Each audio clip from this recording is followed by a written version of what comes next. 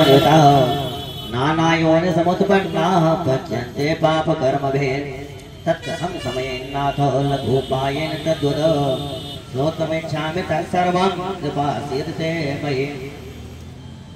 नारद जी बोले, भगवान मृत लोक में अपने पाप कर्मों के द्वारा विभिन्न योनियों में उत्पन्न सभी लोग बहुत प्रकार के क्लेशों से दुखी हो रहे हैं। हे नाथ, किस लघु उपाय से उनके कष्टों का निवारण हो सकेगा? यदि आपकी मेरे ऊपर कृपा हो तो वो सब मैं सुनना चाहता हूँ, उसे बताएं।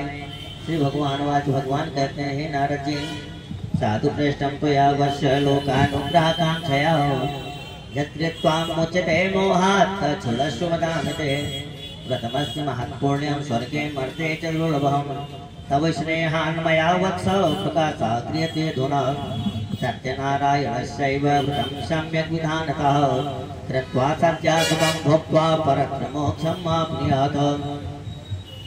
श्री भगवान ने कहा, हे वत्स, हे नारद जी, संसार के ऊपर अनुग्रह करने की इच्छा से आपने बहुत अच्छी उत्तम बात पूछी है। जिस व्रत के करने से प्राणी मोह से मुक्त हो जाता है उसे आपको बताता हूँ, सुने हे वत्स। स्वर्ग और मृत्युलोक में दुर्लभ भगवान सत्यनारायण का एक महान पुण्यप्रद व्रत है। आपके स्नेह के कारण इस समय मैं उसे कह रहा हूँ। अच्छी प्रकार विधान से भगवान सत्यनारायण का व्रत करके मनुष्य शीघ्र ही सुख प्राप्त कर परलोक में मोक्ष प्राप्त कर सकता है। भगवान की ऐसी वाणी सुनकर नारद मुनि ने कहा, नारद जी क्या कहते हैं? नारद उवाचो, किं फलं किं विधानं च कृतं केनैव तद्वतं तत्सर्वं विस्तरात् ब्रूहि तदा कार्यं कृतं प्रभो। नारद जी बोले, प्रभु, इस व्रत को करने का फल क्या है, इसका विधान क्या है, इस व्रत को किसने किया और कब से करना चाहिए, यह सब विस्तार पूर्वक बतलाइए।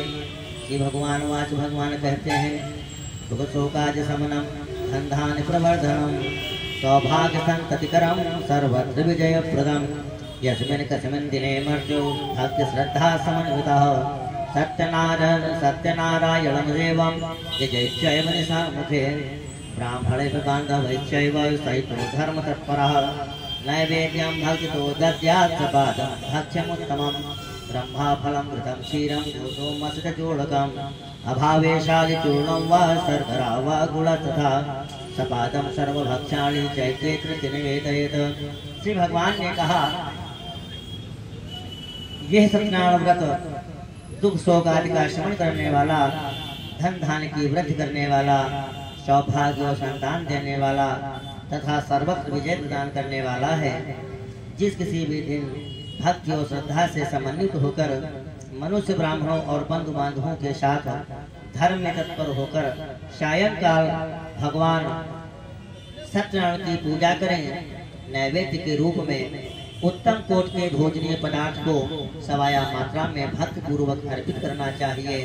केले का फल, घी, दूध, गेहूं का चूर्ण अथवा गेहूं के चूर्ण के अभाव में साठी चावल का चूर्ण, शक्कर या गुड़, यह सब भक्ष्य सामग्री सवाया मात्रा में एकत्र कर निवेदित करनी चाहिए। विप्राय दक्षिणां दद्यात् कथां श्रुत्वा जनैः सह ततश्च बन्धवे सार्धं विप्रां च प्रतिभोजयेत् प्रसादं भक्षयेत् भक्त्या नृत्यगीतादिकं करेत् ततश्च स्वगृहं गच्छेत् सत्यनारायणं स्मरन् एवं कृते मनुष्याणां वाञ्छा सिद्धिर्भवेत् ध्रुवं विशेषतः कलियुगे लघुपायोऽस्ति भूतले। बंधु बांधवों के साथ श्री सत्यनारायण भगवान की कथा सुनकर ब्राह्मण को सलाह देनी चाहिए। तदनंतर बंधु बांधवों के साथ ब्राह्मणों को भोजन कराना चाहिए। भक्ति पूर्वक प्रसाद ग्रहण करके नृत्य गीत आदि का आयोजन करना चाहिए। तदनंतर भगवान सत्यनारायण का स्मरण करते हुए अपने घर जाना चाहिए। ऐसा करने से मनुष्यों की अभिलाषा अवश्य ही पूर्ण होती है। विशेष रूप से कलयुग में पृथ्वीलोक में ये सबसे छोटा सा उपाय है। बोलो श्री सत्यनारायण भगवान की जय।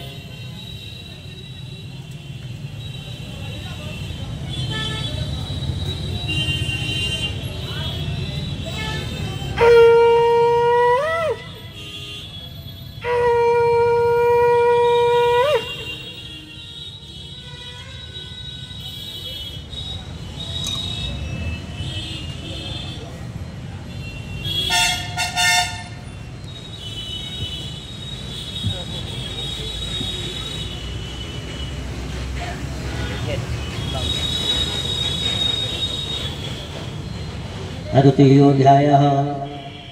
सूतवाच, सूत कहते हैं अथान्यत्सं प्रवक्ष्यामि कृतं येन पुरा द्विजः कच्चित्काशे पुरे रम्ये रासित विप्रोति निर्धनः सुत्रिभ्यां व्याकुलो भूत्वा नित्यं ब्राह्मभूतले दुःखितं ब्राह्मणं दृष्ट्वा भगवान् ब्राह्मणप्रियः ब्राह्मणरूपत्वं पप्रच्छदुजमातरात् किमर्थं भ्रमसे विप्र महीम नित्यं सुदुःखितः तत्सर्वं श्रोतुमिच्छामि कथ्यतां द्विजसत्तमः। श्री सूर्य बोले, हे जो अब मैं पुनः पूर्व काल में जिसने इस शरणागत को किया था उसे भली भांति विस्तार पूर्वक कहूँगा। रमणीय काशी नामक नगर में कोई अत्यंत निर्धन ब्राह्मण रहता था। भूख और प्यास से व्याकुल होकर वो प्रतिदिन पृथ्वी को भटकता रहता था। ब्राह्मण प्रिय भगवान ने उस दुखी ब्राह्मण को देखकर प्रति ब्राह्मण का रूप धारण करके उस दुख से आदर पूर्वक पूछा, हे विप्र, प्रतिदिन अत्यंत दुखी होकर तुम किस लिए पृथ्वी को भ्रमण करते रहते हो? हे श्रेष्ठ, ये सब बतलाओ, मैं सुनना चाहता हूँ। ब्राह्मण वाच, ब्राह्मण उदरितोऽहं भिक्षार्थं वै भ्रमे महीम् उपायमिति जानासि कृपया कथय प्रभो। ब्राह्मण बोला, प्रभु मैं अत्यंत दरिद्र ब्राह्मण हूँ और भिक्षा के लिए ही पृथ्वी पर घूमा करता हूँ। यदि मेरी इस दरिद्रता को दूर करने का आप कुछ उपाय जानते हो तो कृपा पूर्वक बतलाइए। वृद्ध ब्राह्मण हुआ तो वृद्ध ब्राह्मण देवता क्या कहते हैं? सत्यनारायणो विष्णुरो वांछितार्थ फलप्रदः तस्य त्वं पूजनं विप्र कुरु सुव्रतमुत्तमः यद्वित्वा सर्वदुःखेभ्यो मुक्तो भवति मानवः विधानं च कस्यापि विप्राय भासि यत्नतः सत्यनारायणो वृद्धः तत्रैवान्तरधीयत। वृद्ध ब्राह्मण ने कहा, हे ब्राह्मण देव, सत्यनारायण भगवान विश्वभीष्ट फल को देने वाले हैं। हे विप्र, तुम उनका उत्तम व्रत एवं पूजन करो। इसे करने से मनुष्य सभी दुखों से मुक्त हो जाता है। और व्रत के विधान को भी ब्राह्मण से यत्न पूर्वक कहकर वृद्ध ब्राह्मण रूपधारी भगवान सत्यनारायण वहीं पर ध्यान हो गए। वृद्ध ब्राह्मण ने जैसा कहा है उस व्रत को अच्छी प्रकार से वैसे ही करूंगा। ये सोचते हुए ब्राह्मण को रात में नींद नहीं आई।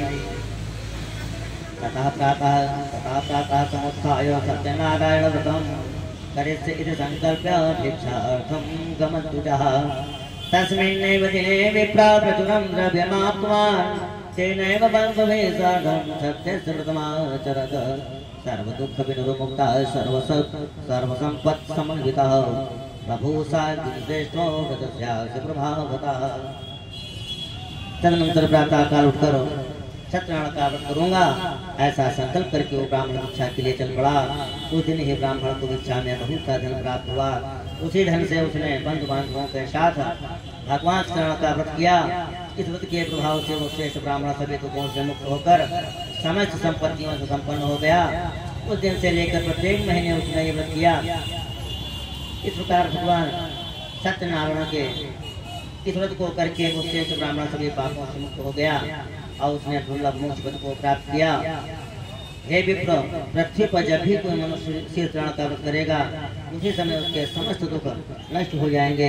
हे ब्राह्मणों, इस प्रकार भगवान सत्यनारायण ने महात्मा नारद जी से जो कुछ कहा मैंने वो सब आप लोगों से कह दिया। आगे अब और क्या कहूँ मुझे वो जो तस्मात् विप्राचुरं